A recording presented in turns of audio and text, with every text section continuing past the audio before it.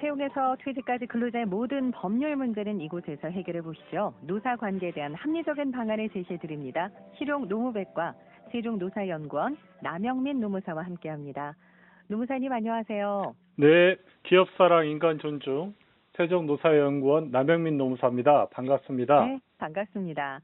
자, 오늘은 직장 내 괴롭힘 조사 기법에 대해서 말씀해 주실 텐데 최근에 고용노동부에 접수된 신고 건수만 상반기에 10,000건이 넘었다고 하던데요. 어떤 내용인가요? 네, 그렇습니다. 직장 내 괴롭힘 문제는 누구에게나 일어날 수 있는 일이잖아요. 예. 네, 또 꼭 알고 계시면 도움이 될 만한 내용이고요. 또 괴롭힘 조사자 입장에서 한번 말씀드려 볼까 합니다. 네, 네. 직장 내 괴롭힘 사건 발생했을 때 그 사건을 조사하는 조사 담당자 입장을 알아볼 수 있을 것 같아요. 근데 언뜻 생각해 봐도 조사에 정말 많은 어려움이 있을 것 같아요. 네, 그렇습니다. 최근에는 직장 내 괴롭힘 사건이 이제 많아지고 있는데요. 예. 원칙적으로 괴롭힘 신고가 이제 회사 내에 접수되면 회사가 1차적으로 이렇게 담당해야 되거든요. 네네. 그래서 더욱더 괴롭힘 조사 담당자의 역할과 태도가 중요해지고 있습니다. 그렇겠어요. 그러면 보통 직장 내 괴롭힘 신고가 되면은 곧바로 조사에 들어가는 건가요? 그렇지는 않습니다. 보통 이제 상담이 먼저 이루어지고요. 피해자의 이야기를 듣고 어떤 네. 문제인지 또 파악을 하는 단계부터 시작합니다. 네네. 또한 이제 상담의 목표는 피해자가 스스로 문제를 풀 수 있게 도와주는 거거든요. 아, 그렇군요.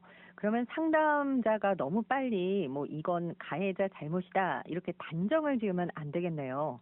예, 맞습니다. 간혹 조사자가 의혹에 앞서서 섣불리 판단하는 경우가 있어요. 예. 네, 그런데 괴롭힘 사건은 이제 오해에서 비롯되는 경우도 많거든요.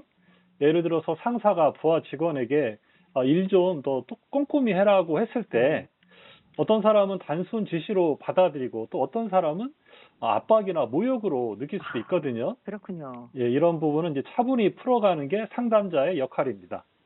그러면은 혹시 실제로 상담 과정에서 바로바로 이제 해결되는 사례도 있습니까? 네, 많지는 않은데요. 간혹 예. 있습니다. 예. 예를 들어서 가해자로 지목된 사람이 미안하다는 마음은 있는데 어떻게 사과해야 할지 몰라가지고 어려움 겪는 경우도 있거든요. 음. 그냥 사과해라 하면 말이 꼬이고 또 오히려 또 다른 갈등이 생기기도 합니다. 그렇군요. 이럴 때는 이제 사전에 거울을 보면서 사과 연습을 이제 이렇게 해보는 것도 그 방법입니다.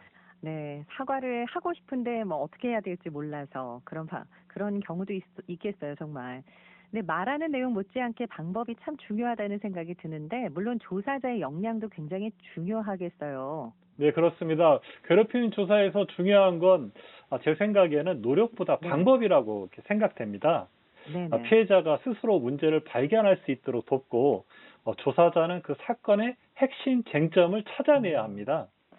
요즘은 비밀 보장 문제가 자주 언급되는 것 같던데요. 여기에도 역시 해당이 되겠죠? 네, 그렇습니다. 상담에서 가장 중요한 윤리가 뭐냐 이렇게 누군가 물어보신다면 저는 바로 비밀 보장이라고 말씀드리고 싶습니다. 네. 피해자는 내기가 새어나가면 어떡하지 하는 불안감이 크거든요.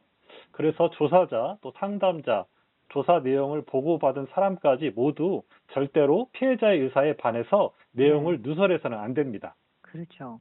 만약에 누설되면 그게 또 다른 괴롭힘, 뭐 2차 가해가 될 수 있을 것 같네요. 네, 맞습니다. 최근 판례에서 흥미로운 부분이 있는데요. 네. 법적으로는 이제 가해자까지 비밀 누설 금지 의무자는 아니라고 했거든요. 그런데 이제 회사 내부 규정으로 가해자에게도 비밀 누설하지 않겠다는 이런 서약서를 받으면 네. 가해자도 비밀 누설 금지 의무를 지게 됩니다. 그래서 가급적이면 가해자에게도 서약서를 받아두라는 말씀이시군요. 네, 맞습니다. 이런 절차 하나하나가 피해자를 보호하는 장치가 됩니다.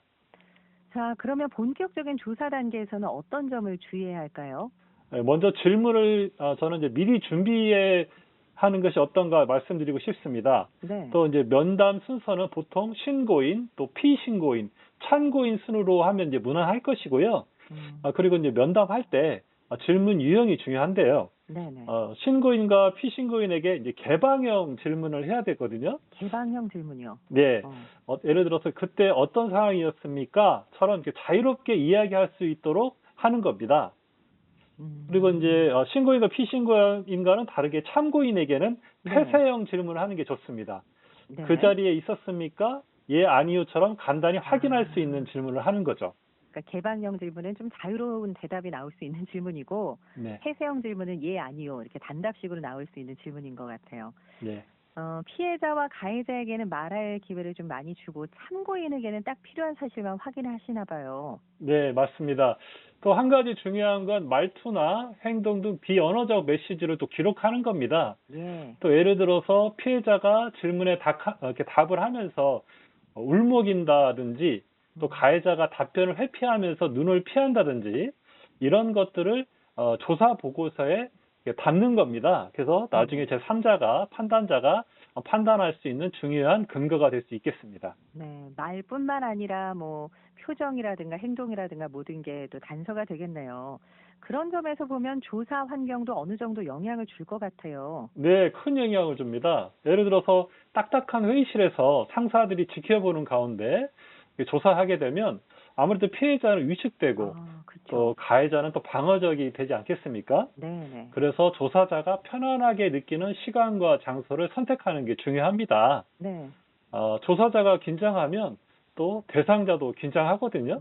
네, 결국 몸과 마음이 편해야 진실이 나온다는 말씀이시네요. 맞습니다. 아무리 이제 좋은 제도와 법이 있어도 조사자가 현장에서 어떻게 대화하고 또 분위기를 만드는지가 사건 해결의 성패를 좌우합니다.